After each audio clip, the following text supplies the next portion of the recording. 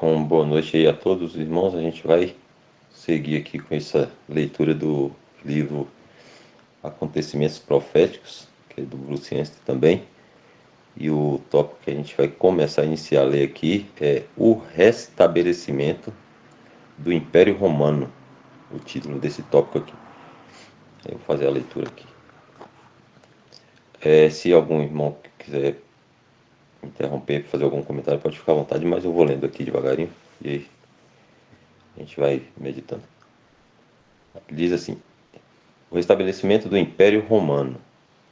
Após a verdadeira Igreja ter sido chamada ao céu, o sistema católico romano irá congregar muitas seitas na cristandade, chamada de seus filhos, Apocalipse 2:23, em um sistema religioso corrupto chamado Mistério, a Grande Babilônia, a mãe das prostitutas. Trata-se da falsa igreja.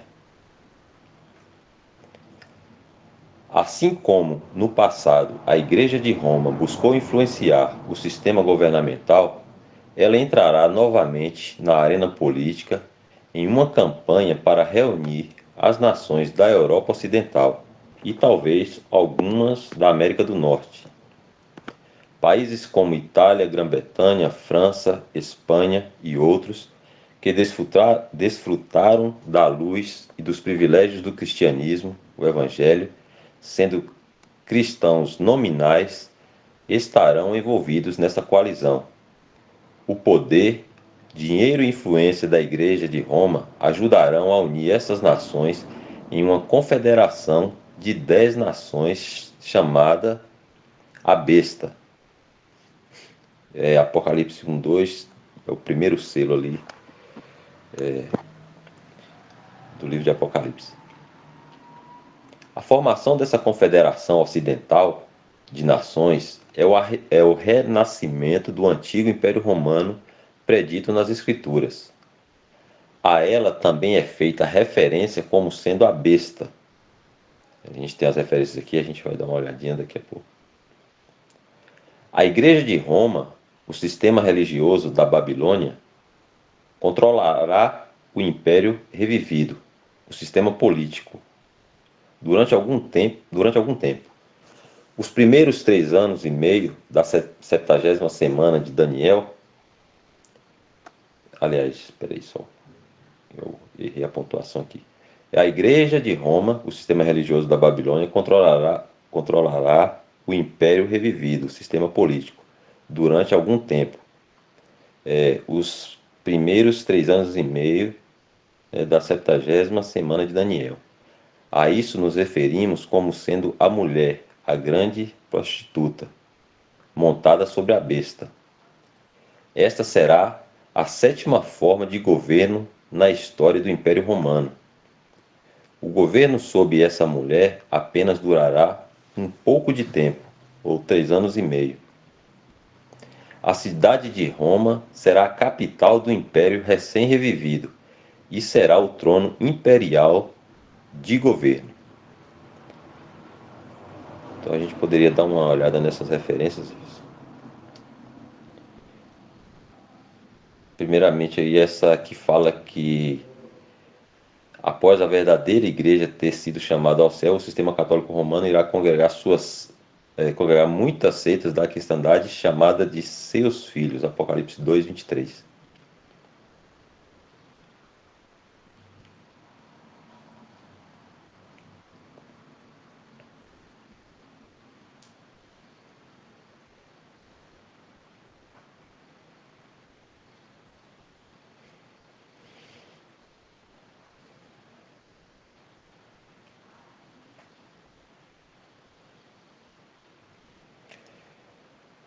Diz assim: E ferirei de morte a seus filhos, e todas as igrejas saberão que eu sou aquele que sonda os rins e os corações, e darei a cada um de vós segundo as vossas obras.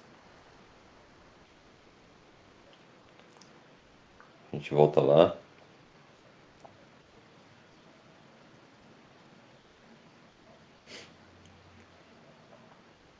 A outra referência é Em um sistema religioso corrupto, né, que ele falou aqui anteriormente, chamado mistério religioso, a Grande Babilônia, a mãe das prostitutas, quer ler a nota, já, a gente pode ir também.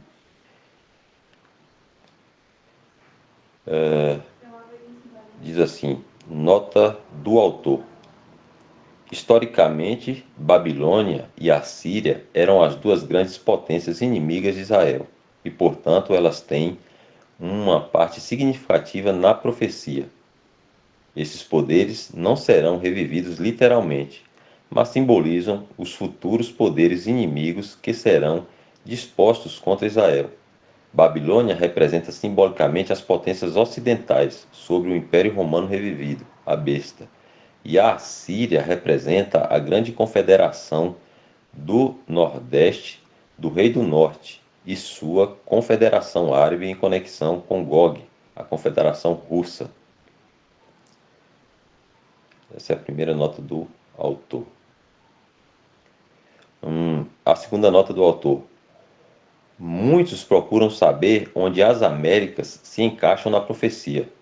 Daniel 2:43 mostra que o Império Romano, cujas raízes estão na Europa Ocidental, se misturará com semente humana. Aparentemente, isto se refere à imigração dos povos da Europa Ocidental para as Américas do Norte, Central e do Sul, esses países que foram colonizados pelos europeus, né? No início de sua colonização, as Américas foram quase que totalmente povoadas pelos que vieram da Europa. Canadá tem os povos da França e Grã-Bretanha. Os Estados Unidos têm o povo da Grã-Bretanha e uma mistura de todas as outras nacionalidades europeias. O México e outros países da América Central foram povoados principalmente pelos espanhóis. Os países da América do Sul são na maioria originários da Espanha, exceto o Brasil, povoado principalmente por portugueses, e a Guiana Francesa por franceses. Todas essas nacionalidades são europeias em sua origem. Por esta razão, muitos dos que estudam a profecia acreditam que as Américas terão alguma parte nesse Império Romano revivido. O quanto terão, não sabemos.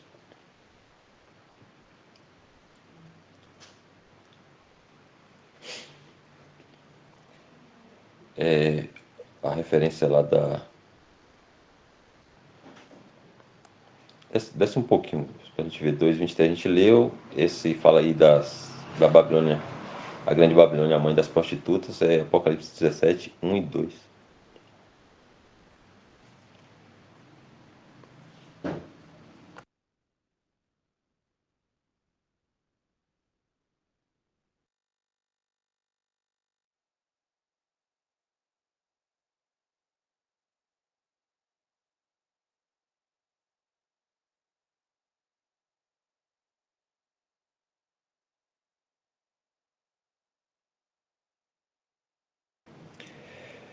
Aí diz assim: E veio um dos sete anjos, Apocalipse 17:1. E veio um dos sete anjos que tinham as sete taças, e falou comigo, dizendo-me: Vem, mostrar-te-ei a condenação da grande prostituta, que está assentada sobre muitas águas, com a qual se prostituíram os reis da terra, e os que habitam na terra se embebedaram com o vinho da sua prostituição.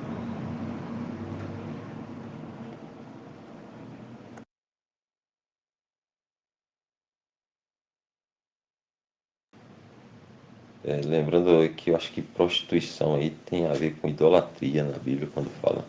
Mas talvez o irmão vai esclarecer melhor. O outro é Apocalipse 6:2, ele está falando do. Deixa eu ler aqui só. Países como a Itália, Grã-Bretanha, França, Espanha e outros que desfrutaram da luz e dos privilégios do cristianismo, o evangelho, sendo cristãos nominais, estarão envolvidos nesta coalizão. O poder, dinheiro e influência da Igreja de Roma ajudarão a unir essas nações em uma confederação de 10 nações chamada a Besta. Apocalipse 6:1 e 2. A gente pode dar uma olhadinha.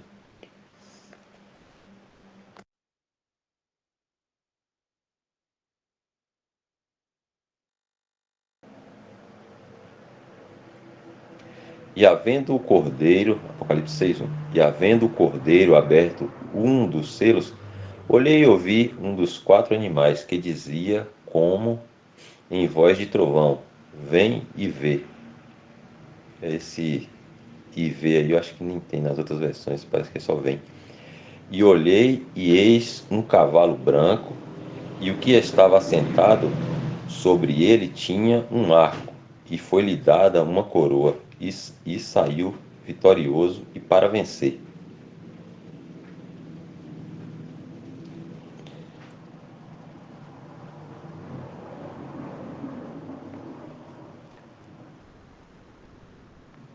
Agora ele vai falar aí a próxima referência, que é a formação dessa Confederação Ocidental de Nações, né, que é o renascimento do antigo Império Romano, predito nas Escrituras.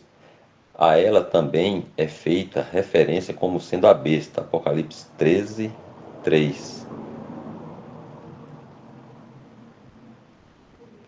A gente vai ver primeiro essa, depois a gente vê a de Daniel. Apocalipse 13, versículo 3.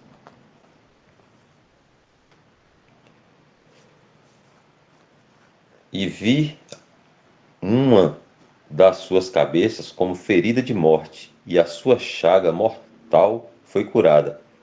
E toda a terra se maravilhou após a besta.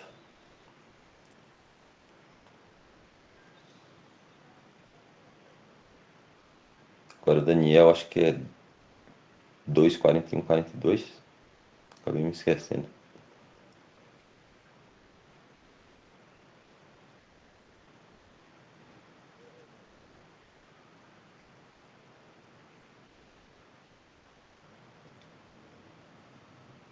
É isso mesmo, Jefferson? Eu não me lembro direito.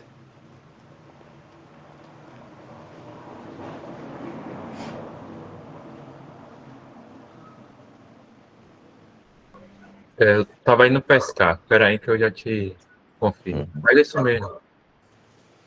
Então vamos lá, 2:41.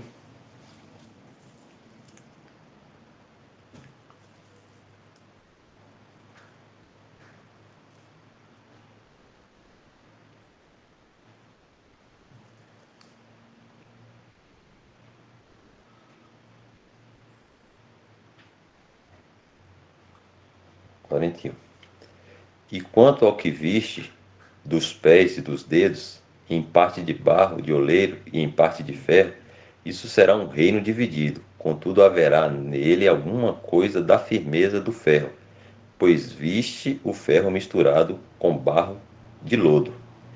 E como os dedos dos pés eram em parte de ferro e em parte de barro, assim, por uma parte o reino será forte e por outra será frágil.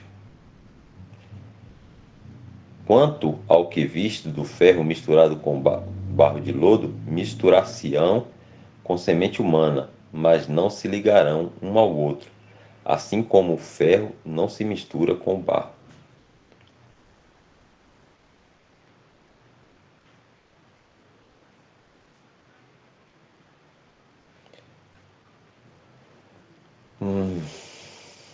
Igreja de Roma. Vamos ver aqui agora. O sistema religioso da Babilônia controlará o Império Revivido, o sistema político, durante algum tempo, os primeiros 3 anos e meio da 70ª semana de Daniel. A isso nos referimos como sendo a mulher, a grande prostituta, montada sobre a besta. Apocalipse 17, de 1 a 13. É um pouco grande aí, vamos dar uma olhadinha.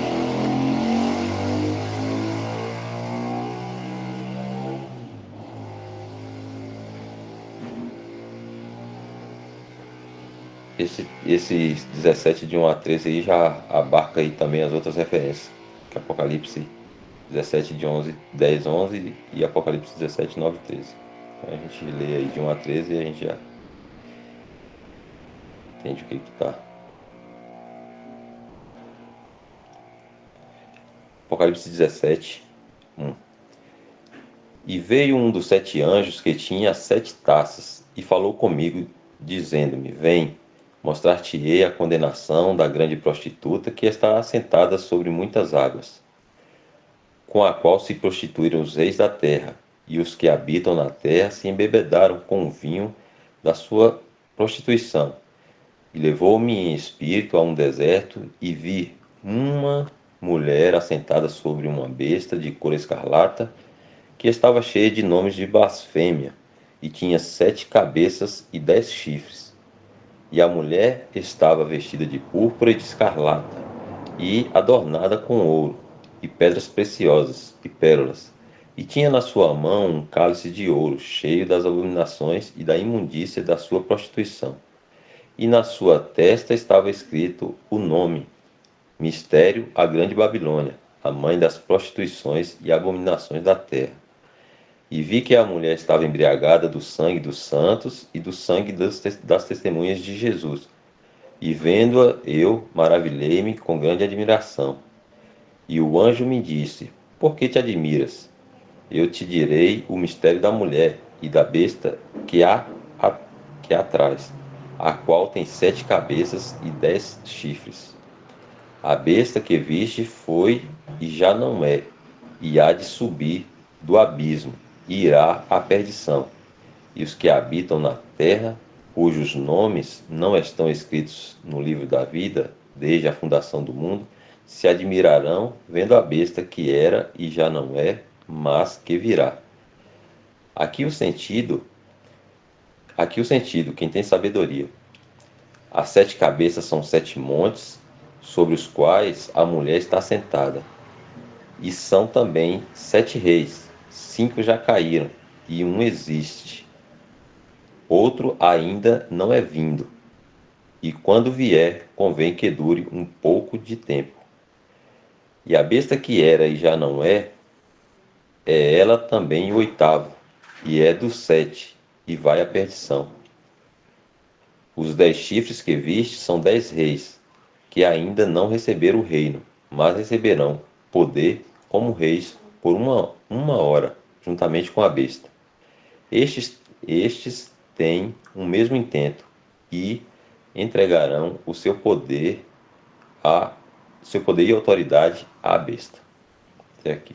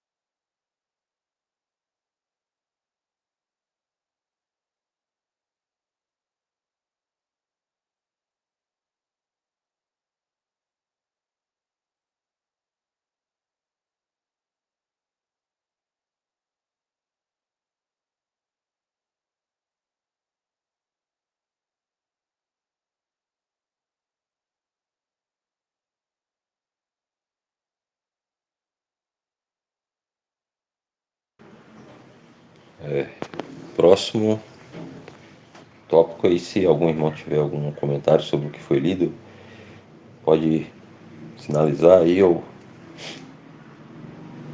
interromper aqui e pode fazer o comentário. Senão a gente pode seguir aqui no segundo, que é o retorno dos judeus à sua terra.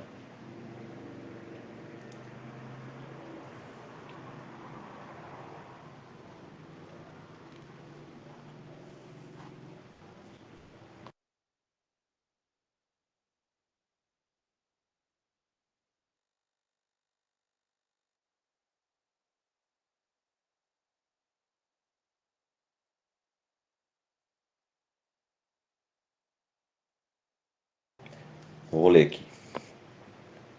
O retorno dos judeus à sua terra. Enquanto isso, os judeus, as duas tribos, Judá e Benjamim, retornarão em massa à terra de Israel, vindos de todas as partes do mundo. Este será um movimento mundial. Já você quer abrir esse Gênesis 31:13 aí pra gente ler? Eu acho que assim fica melhor, né? Que a gente já vai entendendo mais.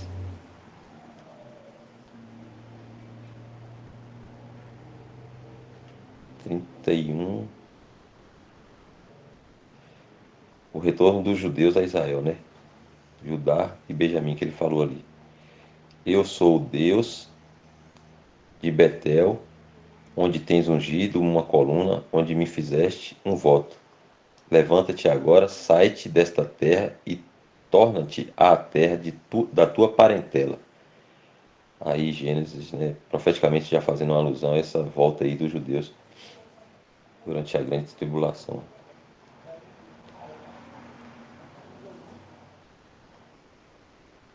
para Israel. A outra passagem é Isaías, eu acho que é o capítulo todo, né? Talvez a gente não conseguiria ler, mas já deu para a gente entender aí por esse versículo de Gênesis, né, que o irmão traz essa referência e fazendo essa alusão da volta dos judeus, que são as duas tribos, né, Judá e Benjamim, que são chamados judeus, né, enquanto as outras 10 são chamadas de Israel. O outro ponto aqui é,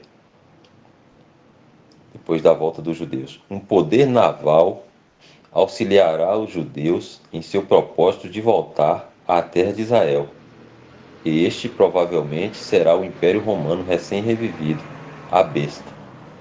Nos últimos 100 anos, as nações ocidentais tiveram um interesse favorável pelos judeus, e isso continuará nos tempos proféticos. Essa potência marítima irá ajudar um retorno nacional dos judeus, as duas tribos. Outro ponto aqui. Entre 12 e 14 milhões de judeus retornarão, vindos de todas as partes do mundo, por razões políticas, comerciais, religiosas e culturais. Entre 3 e 4 milhões de judeus já retornaram à sua terra, mas naquele dia a multidão dos judeus irá retornar, ou seja, praticamente todos, né?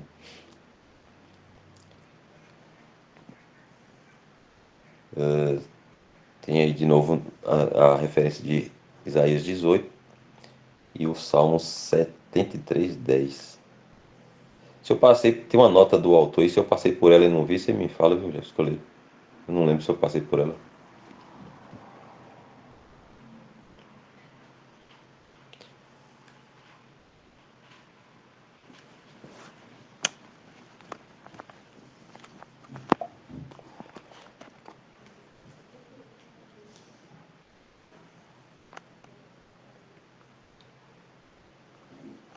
A outra aqui é: a maioria dos judeus que voltar fará isso em incredulidade, sem uma fé real em Deus.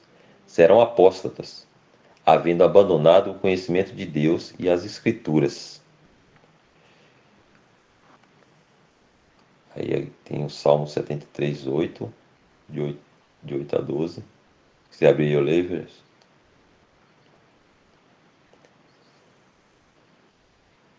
que inclusive está também na referência anterior aí, 73:10. Salmo 73, de 8 a 12.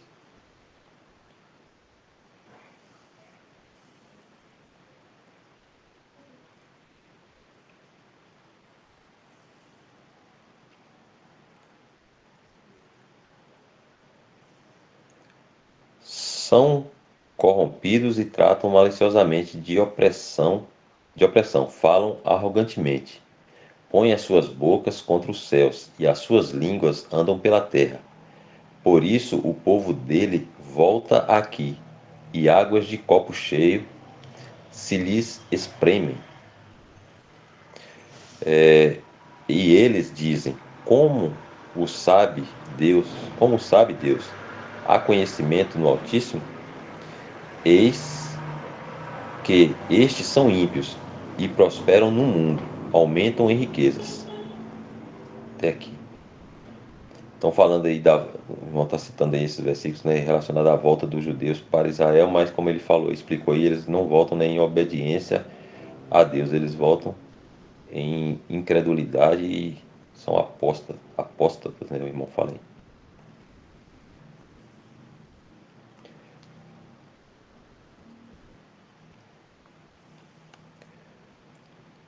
A gente vai ler aqui essa nota do autor.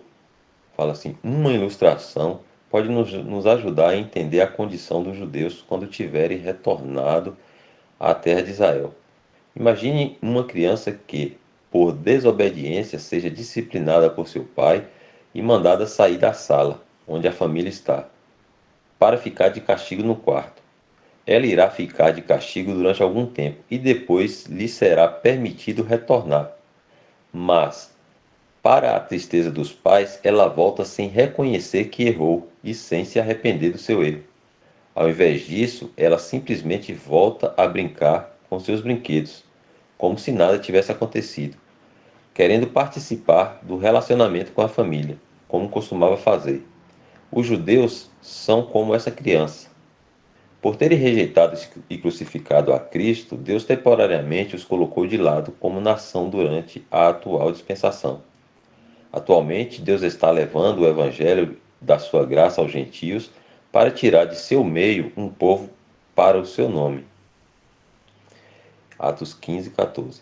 Em seus caminhos governamentais, Deus dispersou os judeus entre as nações da terra para privá-los, ao menos até recentemente, de desfrutar de sua terra prometida. Quando eles retornarem em massa à sua terra, no início da tribulação, tentarão continuar com seus sacrifícios e ofertas como faziam antigamente, como se nada tivesse, sobe um pouquinho, por favor, mudado. A questão de sua culpa de sangue por terem crucificado a Cristo não será reconhecida e nem se arrependerão disso. Por causa da controvérsia com o seu povo terrenal, por causa de sua culpa com a morte de seu filho, Deus usará as aflições e apertos da tribulação e a ascensão do anticristo para tocar profundamente o coração do remanescente. E quando finalmente Cristo voltar, a luz brotará. Verão Jesus, a quem crucificaram, de forma visível como seu Messias, quando chorarão de arrependimento e serão restaurados a ele. Durante o processo da tribulação, até que o remanescente seja levado ao arrependimento, eles não reconhecerão a Cristo como Salvador e nem entenderão sua obra consumada na cruz. Porém, terão fé em Jeová e viverão em conformidade com a medida de luz que receberem. Quiser abrir aí Zacarias 12, de 10 a 14, para me ler.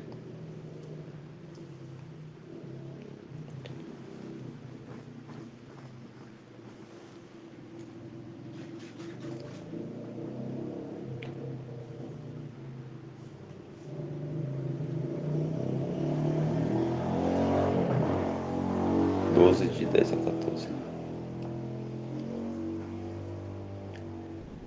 Mas sobre a casa de Davi e sobre os habitantes de Jerusalém, derramarei o espírito de graça e de súplicas, olharão para mim a quem transpassaram e pranteá-lo-ão sobre ele como quem pranteia pelo filho unigênito, e chorarão amargamente por ele, como se chora amargamente pelo primogênito. Naquele dia será grande o pranto em Jerusalém, como o pranto de Hadad e Rimon no vale de Megido. E a terra planteará cada família à parte, a família da casa de Davi à parte, e suas mulheres à parte, e a família da casa de Natã à parte, e suas mulheres à parte. A família da casa de Levi à parte e suas mulheres à parte. A família de Simei à parte e suas mulheres à parte. Todas as mais famílias remanescentes, cada família à parte e suas mulheres à parte.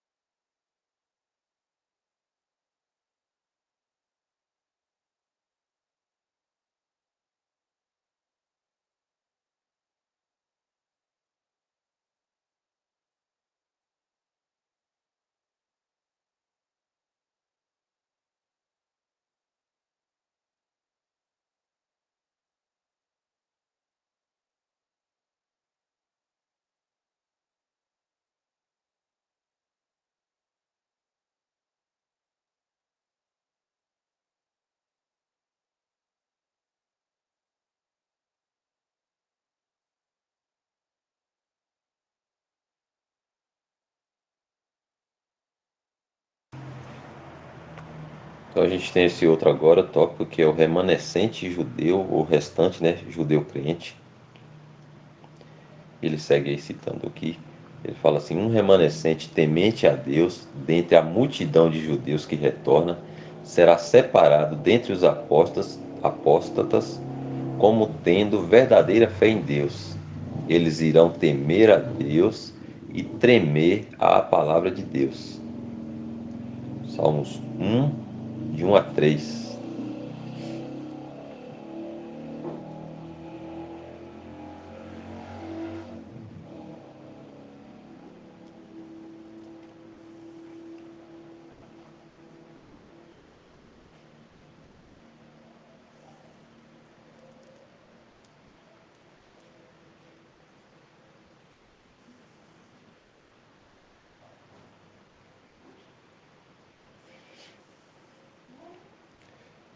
Eu vou ler aqui, daqui a pouco eu olho a pergunta da irmã, se algum irmão souber responder. Salmo 1, de 1 a 3, né? Bem-aventurado o homem que não anda segundo o conselho dos ímpios, nem se detém no caminho dos pecadores, nem se assenta na roda dos escarnecedores. Antes tens o seu prazer na lei do Senhor, e na sua lei medita de dia e de noite. É isso mesmo, né, Jesus? A referência lá? Pois será como árvore plantada junto a ribeiros de águas, a qual dá o seu fruto no seu tempo, e suas folhas não cairão, e tudo quanto fizer prosperará. Acho que ele tem uma referência também lá em Malaquias, parece que eu vi.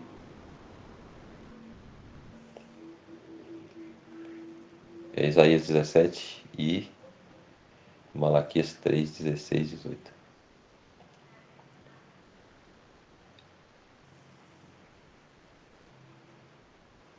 Que fala desse remanescente fiel aí, né? Ele será. Você quer olhar os dois ou Malaquias? Pode ser Isaías, depois a gente vê Malaquias. Esse Isaías 17, 6 e 7.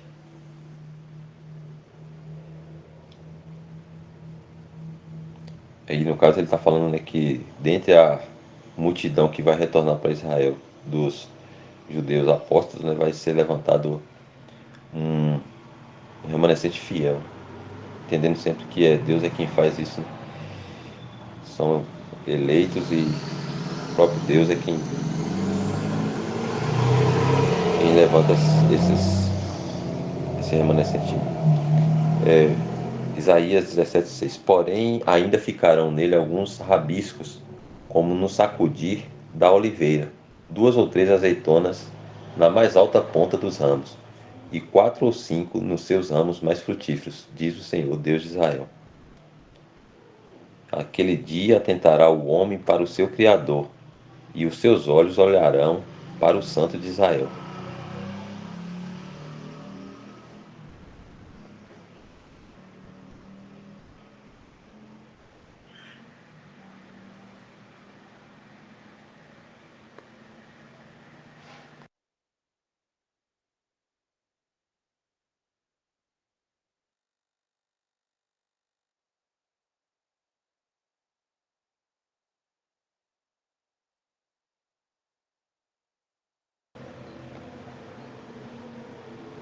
Malaquias foi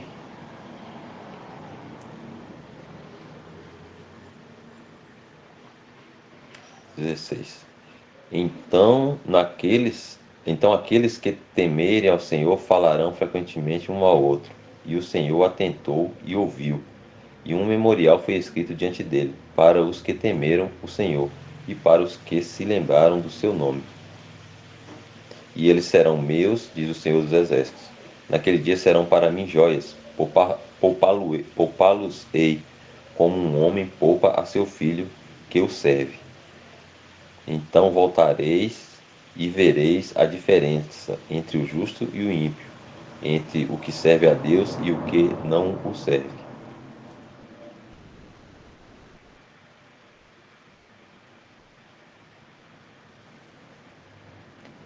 Eu vou só terminar de ler aqui esses dois últimos e a gente já vê a pergunta da irmã.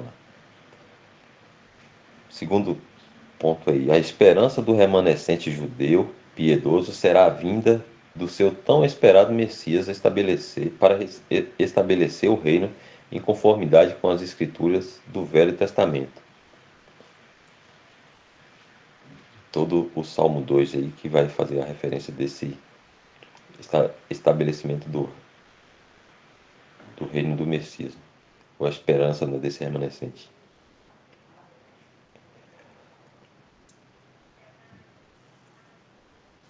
Alguns dentre o remanescente piedoso, chamados de Mosquilim, os sábios ou instruídos,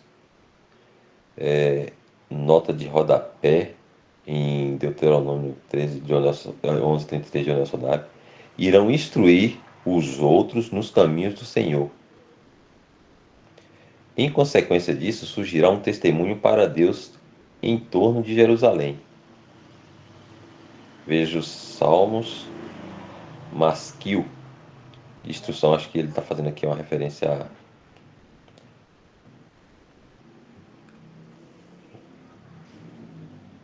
essa nota aqui, deixa eu ler ela aqui.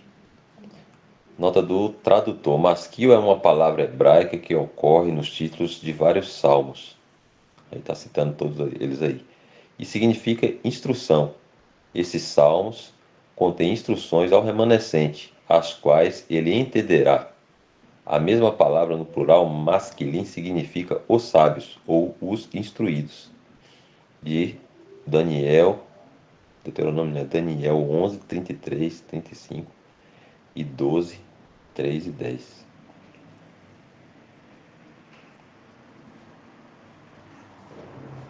Então a gente pelo menos está entendendo aí que durante o retorno dos judeus, né, que eles retornarão no início da grande tribulação para Jerusalém, mas como o irmão explicou, em incredulidade, né, sem fé, o Senhor vai levantar do meio desses aí um remanescente, né, um restante, né, como é a palavra remanescente, e darão fé a eles. Eles vão ter discernimento, né, acho que pelas escrituras aí, segundo a luz que o Senhor der a eles aí. E eles vão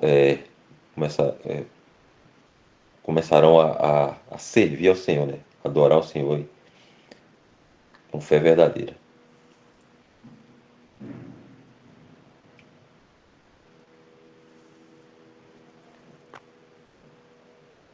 Agora eu vou aqui nessa pergunta da irmã Edna, que é algum irmão souber responder aí, fica à vontade. Irmão, quando diz que Simão tem relatado que Deus voltou sua atenção para as nações para tirar delas um povo para o seu nome, qual nome é esse? E está falando da igreja ou dos judeus? A irmã lembra onde está a passagem? Só para a gente dar uma lida.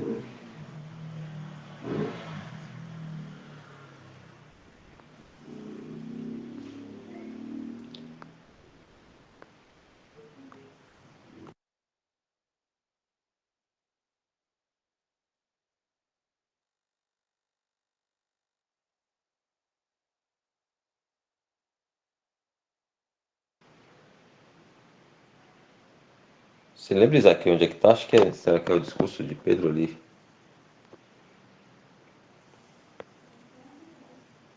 O Jefferson ou algum outro irmão, lembra aí? Mateus. Pode pôr no chat aí que a gente abre lá.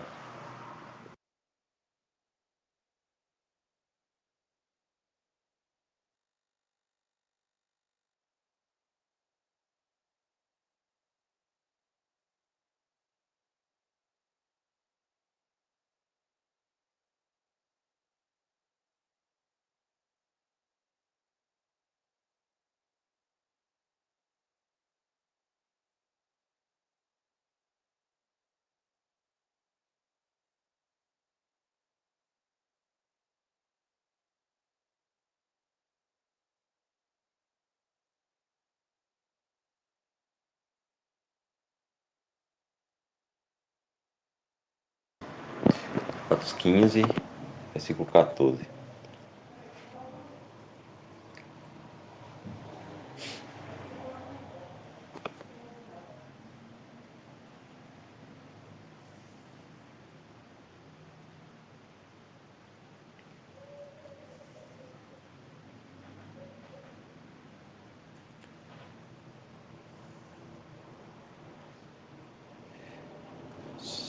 Sobe um pouquinho, Jefferson, um parêntese aí, onde começa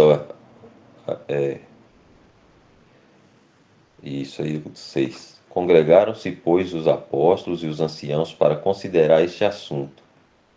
E havendo grande contenda, levantou-se Pedro e disse-lhes: Homens e irmãos, bem sabeis que já há muito tempo Deus me elegeu dentre nós para que os gentios ouvissem da minha boca a palavra do evangelho e crescem. E Deus, que conhece os corações, lhes deu testemunho, dando-lhes o Espírito Santo, assim como também a nós.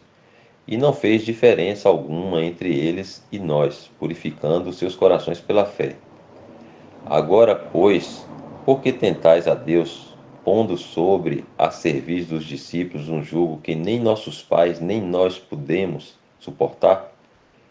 Mas cremos que seremos salvos pela graça do Senhor Jesus Cristo, como eles também.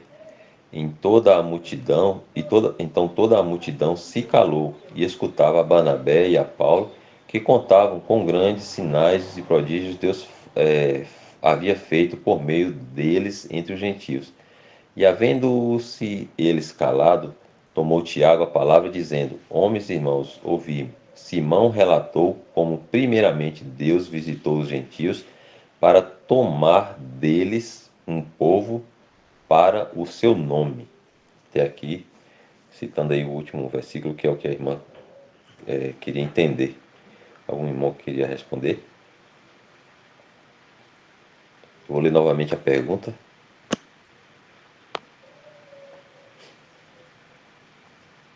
Irmão, quando diz que Simão tem relatado que Deus voltou sua atenção para as nações para tirar delas um povo para o seu nome, qual nome é esse? E está falando da igreja ou dos judeus?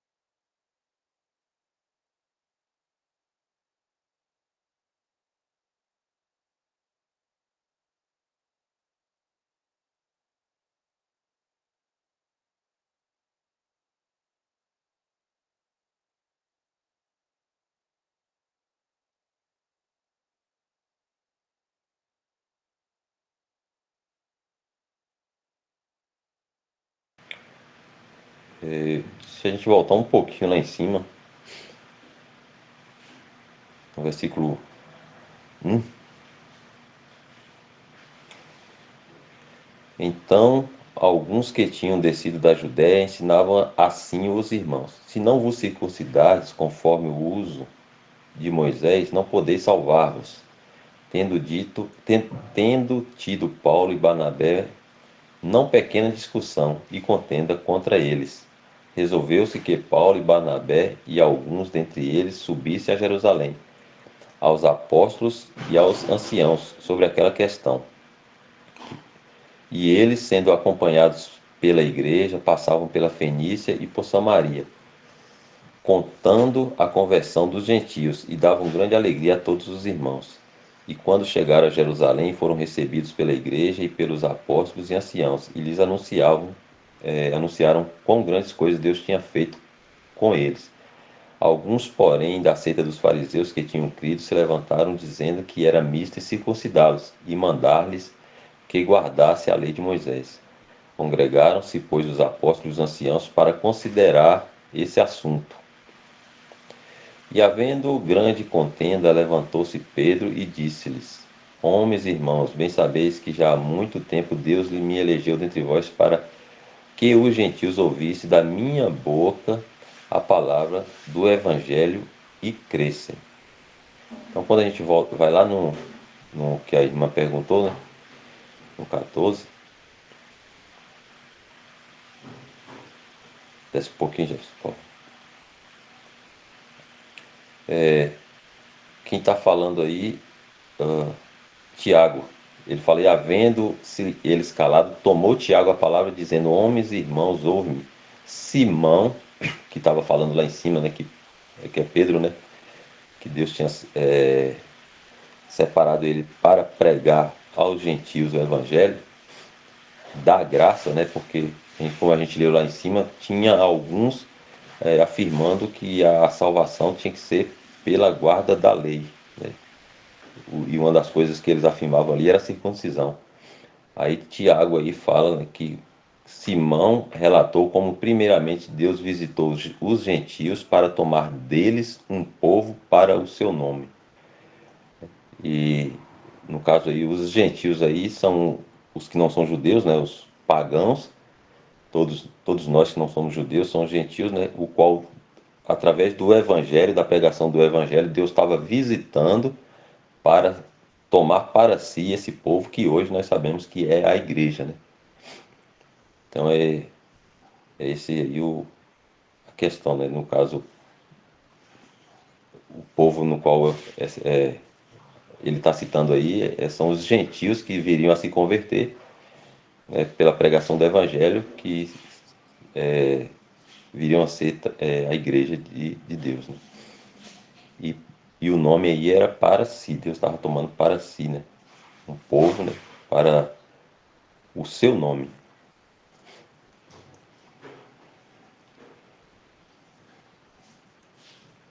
Se algum Isso irmão aí puder também trazer completo. um ajuste.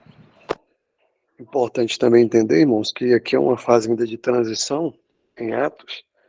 Então, algumas palavras ainda não estão tão adaptadas à nova realidade que seria a igreja. Então, eles ainda falam muito de povo. Aqui Tiago vai usar uma profecia. Essa questão se for continuar a leitura, vai ver que vai falar sobre reedificar o tabernáculo de Davi, que estava caído, ruínas e tal. Isso vai acontecer depois da grande tribulação, lá no milênio. Ele traz essa profecia à tona só para mostrar para os judeus que os gentios já faziam parte do plano, porque para eles, para os judeus, era muito difícil aceitar que os gentios pudessem fazer parte da comunhão. Então isso era muito difícil. E como aqui a profecia sobre o mistério da igreja ainda não estava totalmente, né, revelado, só foi revelado depois de Paulo, então eles ainda tinham algumas dificuldades acerca disso. De qualquer modo, Pedro já falou aqui, né, que ele anunciou que já estava, que o Senhor visitou os gentios.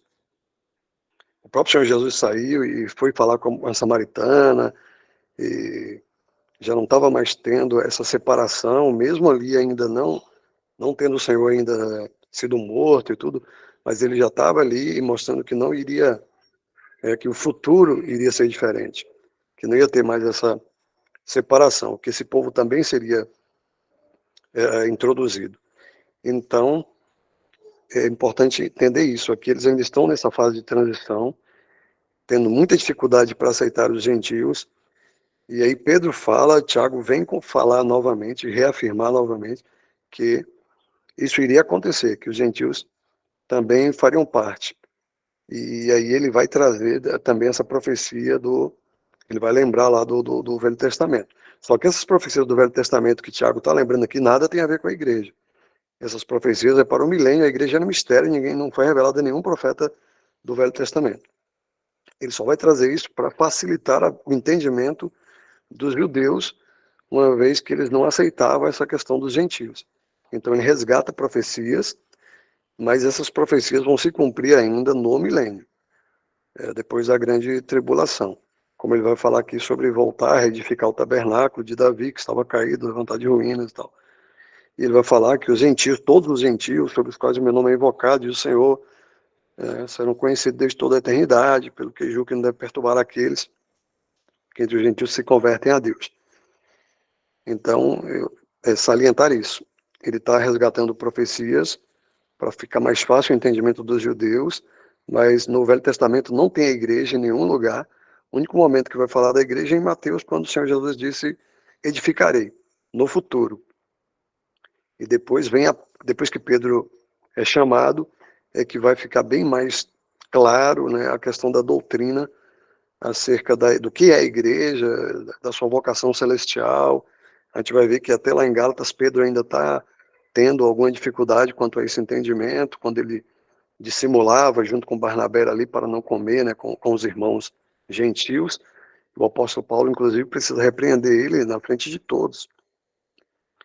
Imagina, lá em Gálatas. Então, aqui em Atos, eles ainda estão muito com dificuldade, tanto os apóstolos quanto os outros judeus ali, nesse entendimento dos gentios, fazendo parte da igreja, que ainda para eles, igreja ainda não estava tão claro como seria.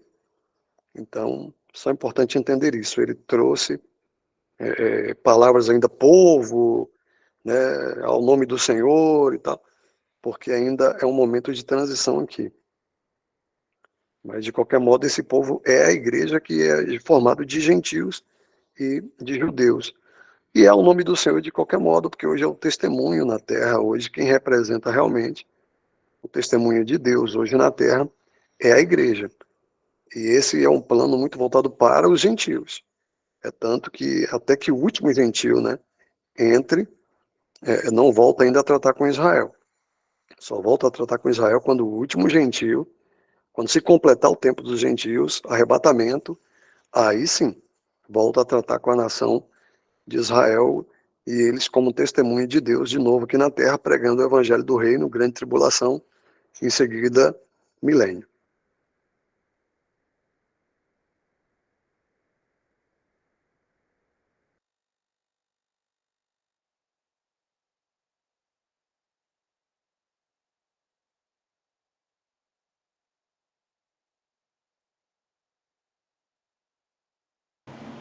A irmã conseguiu compreender e se ficou alguma dúvida, pode perguntar.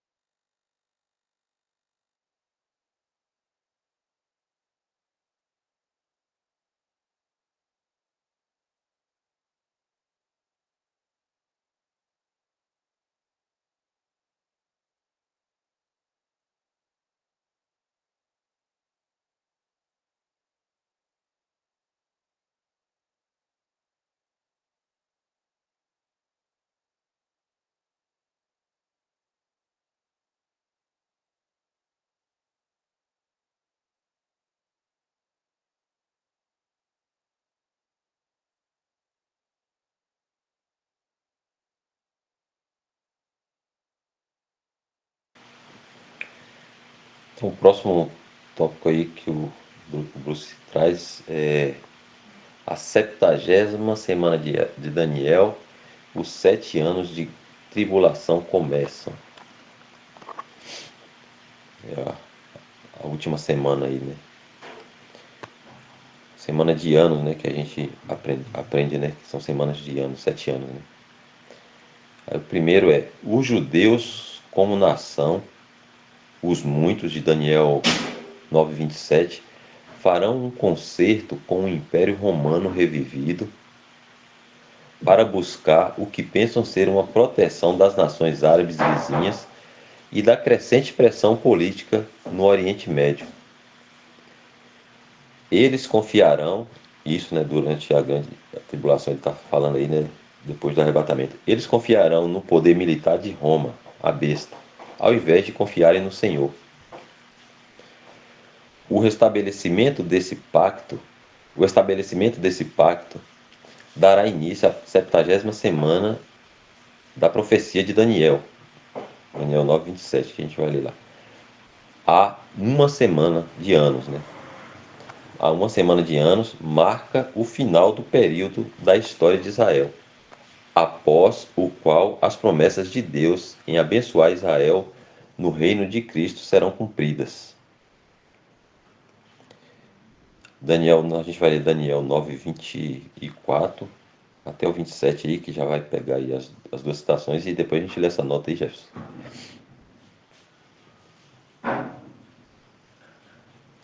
Ele fala de os judeus como nação, né? Os muitos de Daniel 27, 9:27. A gente vai ler o 24 também, que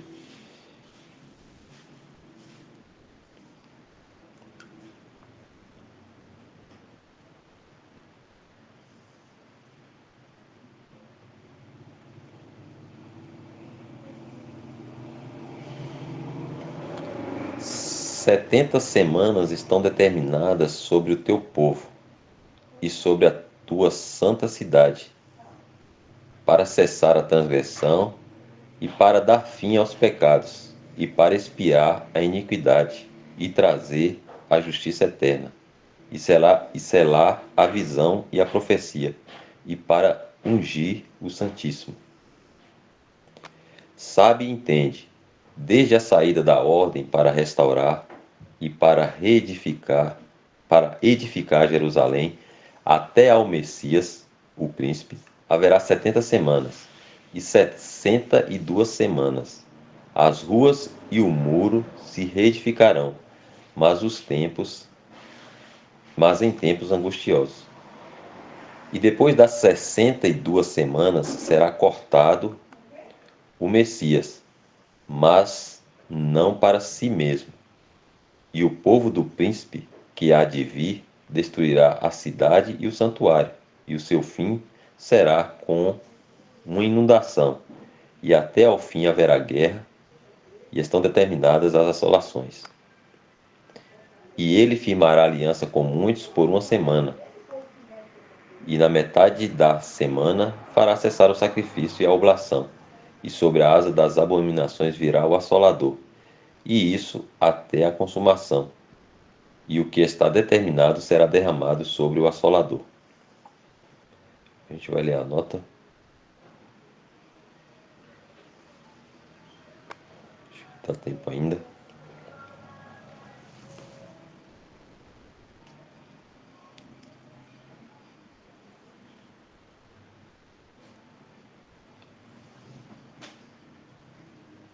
Acho que a nota é só o gráfico aí, né, Jefferson? Ou não, tem a nota. Nota do autor, acho que é esse aí. Deve-se notar que esse período de 7 anos de profecia não começa com o chamado da igreja para o céu, o arrebatamento, mas com o concerto sendo firmado. Haverá um curto período de tempo entre a igreja ser arrebatada e o concerto firmado, talvez um período de dias ou semanas. É claro que o Império Romano revivido não pode firmar um concerto com os judeus antes que ele venha a existir. Requer que o Império seja revivido antes.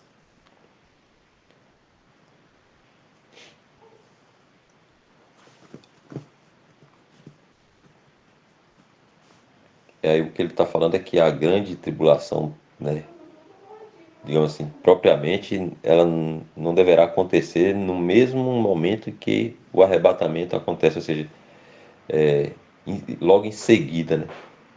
Deverá ocorrer um tempinho antes aí, até que esse pacto seja firmado, e aí começa definitivamente, né, propriamente a grande tribulação, que é esses 7 anos aí, que é a 70ª, a última semana profética de Daniel, né, que já se passaram 69, falta uma, e, e essa uma é os 7 anos da grande tribulação. E o que ele está explicando aí é que não é, aconteceu o arrebatamento, já começa a grande tribulação, mas vai haver um tempinho até que seja formado o Império Romano e seja firmado o pacto com os judeus, e aí começa realmente a grande tribulação.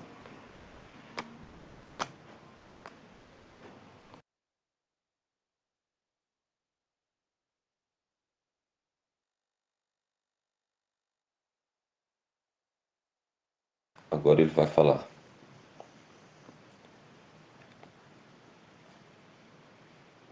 O concerto é esse, né, Gerson? O concerto, ou pacto, né, será promulgado pelo líder político, ele, do Império Romano recém-revivido sob o governo da Igreja Católica Romana. Não se sabe quem será essa pessoa. Ele só continuará no cargo um pouco de tempo, os primeiros 3 anos e meio.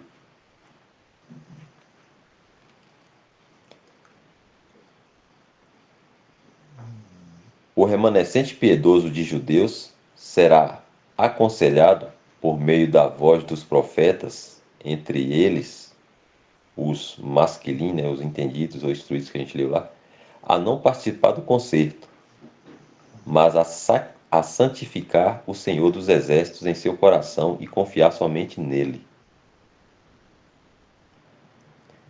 A assinatura desse concerto com a morte e aliança com o inferno, o Seol, entre os judeus e a besta romana, sela a destruição da nação.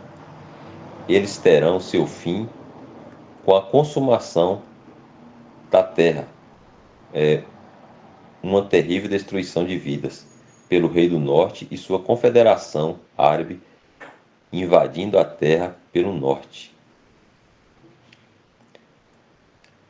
Haverá um período de tribulação por 7 anos, a uma semana, né, citada lá, que virá sobre o todo o mundo, chamado a hora da tentação ou da provação. E Apocalipse 10 fala que, né, o Senhor fala que nos guardaria da hora da provação, falando a igreja. Isso será sentido especialmente pelos judeus que terão retornado à terra de Israel. Em conexão com eles, chamado o tempo da angústia para Jacó. Jeremias 3:37. Durante esse período, Deus tratará com os judeus e trará aqueles que têm fé entre eles, o remanescente, às bênçãos do reino, quando o milênio começar. As aflições da tribulação serão usadas por Deus para produzir arrependimento nos judeus fiéis e prepará-los para receber o seu Messias, o Senhor Jesus Cristo, quando ele vier em sua aparição, que é depois da grande tribulação com a igreja já, né, para reinar, julgar, né, todos seus inimigos e estabelecer o milênio, no caso seria isso.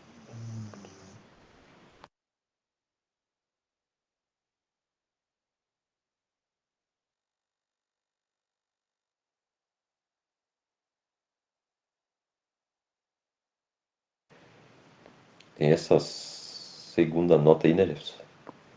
Ele fala: o príncipe, nota do autor, o príncipe parece ser um cargo de liderança política do Império Romano, diferentes que diferentes homens exercerão. Portanto, o primeiro ele, em Daniel 9:27, que fala ele firmará, e o segundo ele, que é fará cessar, provavelmente não são a mesma pessoa. Alguns têm pensado que o homem que faz o concerto de 7 anos com os judeus é a besta em pessoa, em Apocalipse 3, 13, de 1 a 10. A ponta pequena, ou chifre pequeno.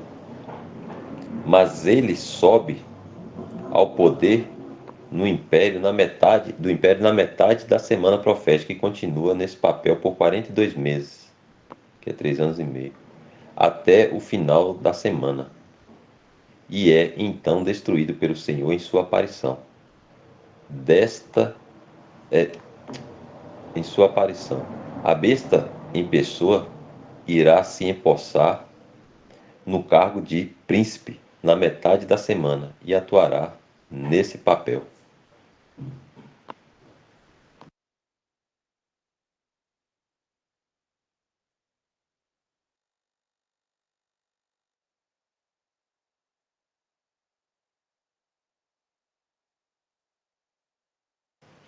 Então aqui, irmãos, a gente chega, né, pelo nosso horário aqui ao final aqui dessa meditação.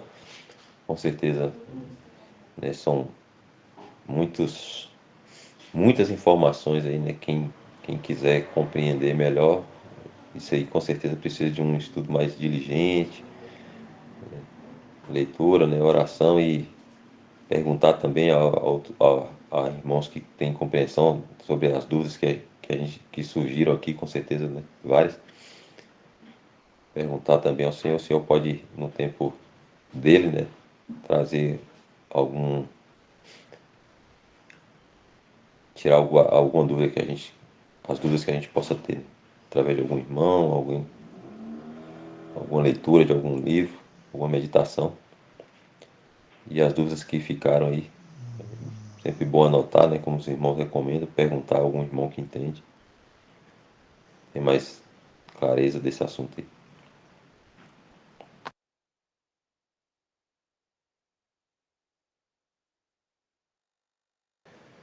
O próximo, né, da GFCCI, se o senhor permitir, se a gente estiver aqui ainda, é o princípio de dores, que fala dos primeiros 3 anos e meio dos 7 anos da grande tribulação, né? Que a gente vê lá nos evangelhos, né, o princípio das dores, que é o primeiro período, e a grande tribulação, né, que é o segundo período.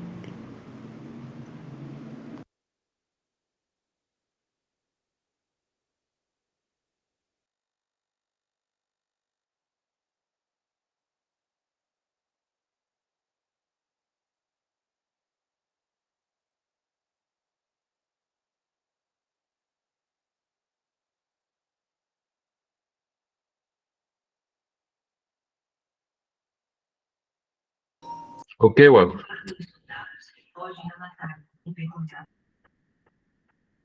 Podemos estar encerrando então, né?